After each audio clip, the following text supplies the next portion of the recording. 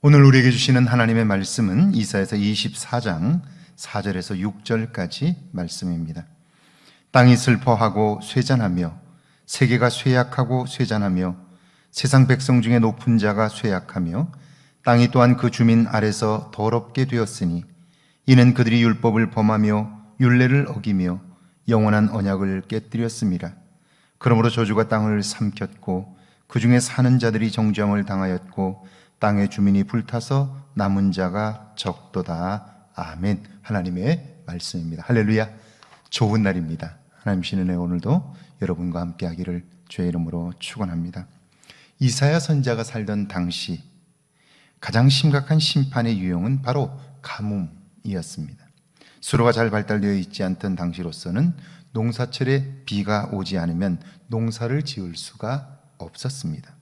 하늘만 바라보며 발을 동동 구를 수밖에 없었는데요, 가뭄을 대하는 사람들의 모습이 완전히 다릅니다.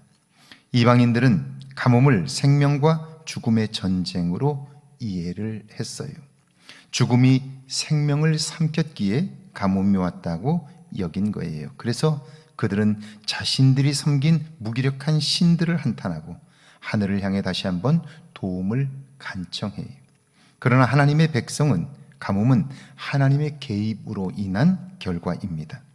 잘못된 삶을 돌이키도록 또는 하나님께서 당신에게 주목하도록 하시기 위하여 그 일을 행하셨다 하는 거예요. 그러므로 가뭄의 때는 삶의 위기이지만 그 위기를 통하여 나를 돌아보고 나의 부족한 것들을 채우는 기회로 삼아 한 단계 더 성장할 수 있는 기회가 되었던 것이죠. 믿음을 가진다고 하는 것은 삶에 있어서 이처럼 놀라운 지혜와 삶의 축복을 가져다 주는 것이죠.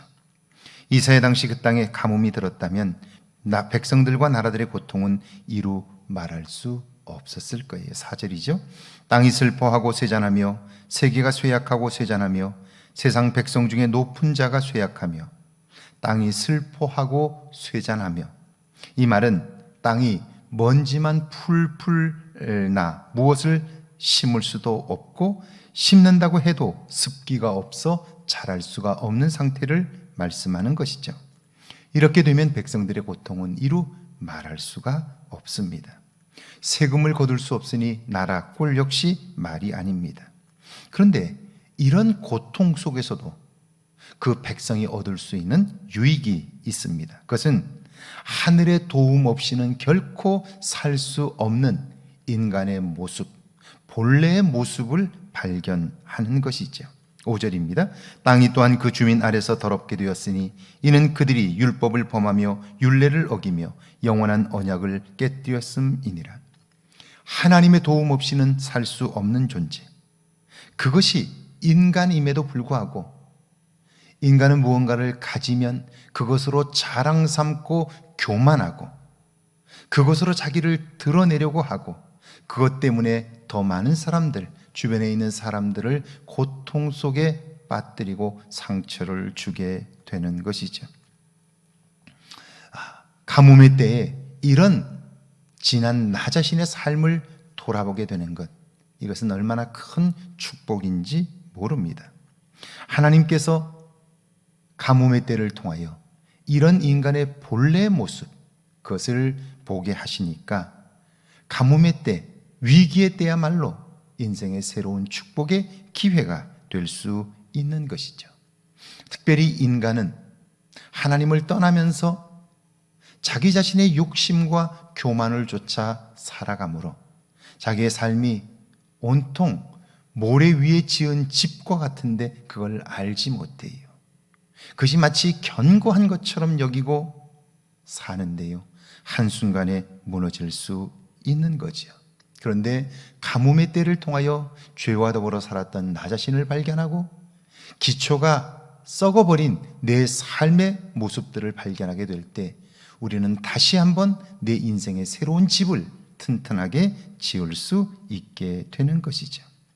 나는 율법을 범했고 율례를 어겼으며 하나님의 영원한 언약을 깨뜨렸습니다.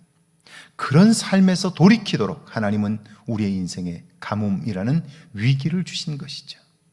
오늘 코로나19로 인하여 어려움을 겪는 우리들 역시 마찬가지입니다.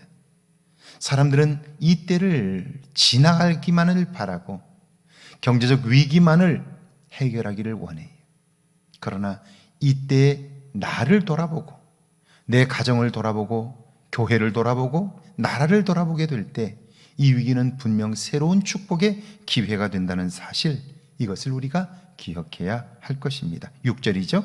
그러므로 저주가 땅을 삼켰고 그 중에 사는 자들이 정죄함을 당하였고 땅의 주민이 불타서 남은 자가 적도다. 가뭄으로 인한 재앙, 두려운 일입니다.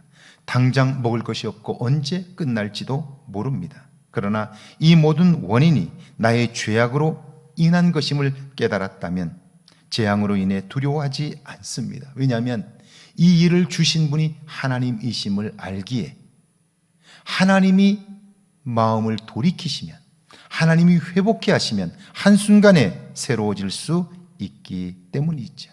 하나님은 당신의 백성의 간구하는 소리를 결코 외면하는 분이 아니시죠. 우리가 부르짖어 도움을 요청할 때마다 구원의 손길을 베푸신 분인 것입니다. 그러니까 믿음의 눈을 가지고 사는 삶은 어떤 경우에도 위기의 때에는 위기의 때를 축복의 기회로 삼고 축복의 때에는 겸손하여 하나님께 감사하는 삶을 살아 그의 전체 삶이 기쁨과 감사로, 또한 나를 돌아봄으로써 나의 성찰의 기회로 삼아 매일 매순간 성장하고 성숙해져 가는 것이지요. 위기가 축복이 되는 이유는 바로 믿음 때문인 것입니다.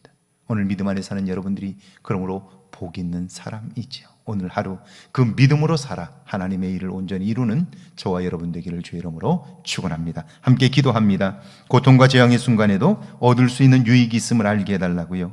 고통과 재앙을 통하여 내 삶의 변화의 계기가 되게 해달라고요. 함께 기도합니다. 하나님 감사합니다. 죄를 사랑하사 함께 하시고 어떤 경우에도 하나님의 도움을 보게 하시고 하나님 이루시는 일들을 알게 하시고 그 일을 행하게 하시니 감사합니다.